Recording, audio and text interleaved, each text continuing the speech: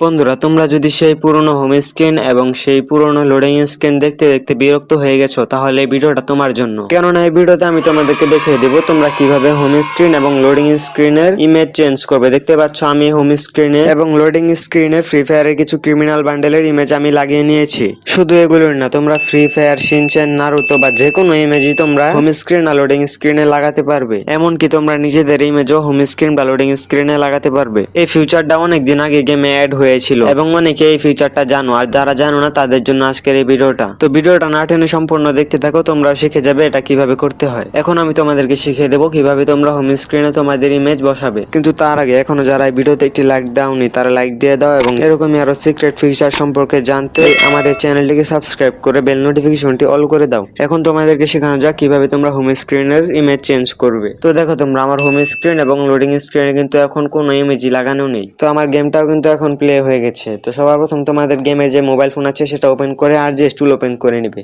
এবং RGS টুলে লিখবে প্রথম MIC। হ্যাঁ বন্ধুরা, তোমরা সবাই MIC লিখবে আর টিক দিয়ে দিবে। টিক দেওয়ার পর তোমাদের সামনে তোমাদের গ্যালারি ওপেন হবে। যেভাবে আমার ফোনের গ্যালারিটা ওপেন হয়েছে ঠিক সেভাবেই তোমাদের ফোনের গ্যালারিটা ওপেন হবে। আমার কাছে আগে থেকে কিছু ইমেজ ডাউনলোড ছিল, আমি এখান থেকে এই শিনচ্যানের ইমেজটা সিলেক্ট করে নেব। তোমরা তোমাদের ফোনে যে কোনো একটা ইমেজ সিলেক্ট করে নেবে। আমি এখন গেমটাকে ব্যাক দেবো আর দেখো আমার হোম স্ক্রিনে কিন্তু শিনচ্যানের ইমেজটা এড হয়ে গেছে। আর এখনো আমাদের লোডিং স্ক্রিনে ইমেজ চেঞ্জ করা বাকি রয়েছে। এটা চিট কোড আমি তোমাদেরকে এখন বলে দেবো। তোমরা আবার তোমাদের মোবাইলটা ওপেন করে RGS টুলে যাবে আর লিখবে LIC। হ্যাঁ বন্ধুরা, LIC এটা লেখার পর টিক দিয়ে দিবে। তোমাদের সামনে আবারও তোমাদের ফোনের গ্যালারি ওপেন হবে।